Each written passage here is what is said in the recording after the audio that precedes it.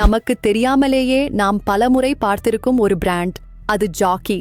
ஆனால் இந்த பிராண்டை இந்தியாவில் இவ்வளவு பெரிய வெற்றியடையச் செய்த விஷனரி யார் என்று உங்களுக்கு தெரியுமா? அவர் பெயர் சுந்தர் ஜெனோமல். அவர்தான் ஜாக்கி இந்தியாவை இன்றைய நிலைக்கு கொண்டு வந்த சிற்பி. இந்தியாவில் உள்ளாடை வாங்குவது ஒரு பெரிய சவாலாக இருந்தது. குவாலிட்டி, ஸ்டைல் மற்றும் ஃபிட் என அனைத்துமே ஒரு சமரசமாகவே பார்க்கப்பட்டது.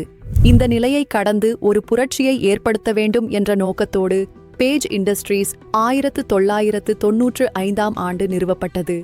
சுந்தர் ஜெனோமலின் தந்தை ஜோசப் ஜெனோமல் 1950களில் சிங்கப்பூரில் ஒரு கார்மெண்ட் வியாபாரம் செய்து வந்தார்.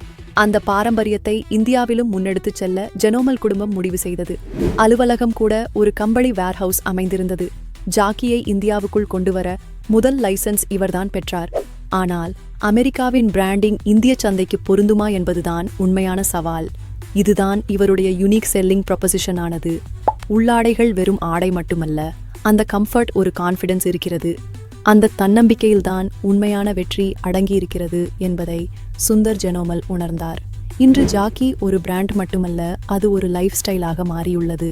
இன்று பேஜ் இண்டஸ்ட்ரீஸ் 12,000 கோடி ரூபாய்க்கும் அதிகமான மார்க்கெட் மதிப்புடன் வளர்ந்திருக்கிறது.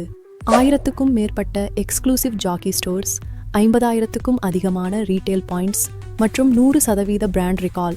இதுதான் ஜாக்கியின் இன்றைய நிலை. சுந்தர் ஜெனோமல் பெரும்பாலும் பொது வெளியில் வருவதில்லை. ஆனால் அவருடைய பிராண்டும் அவர் கட்டியெழுப்பிய மதிப்பீடுகளும் நம்முடைய அன்றாட வாழ்வில் நீங்காத இடம் பிடித்திருக்கின்றன.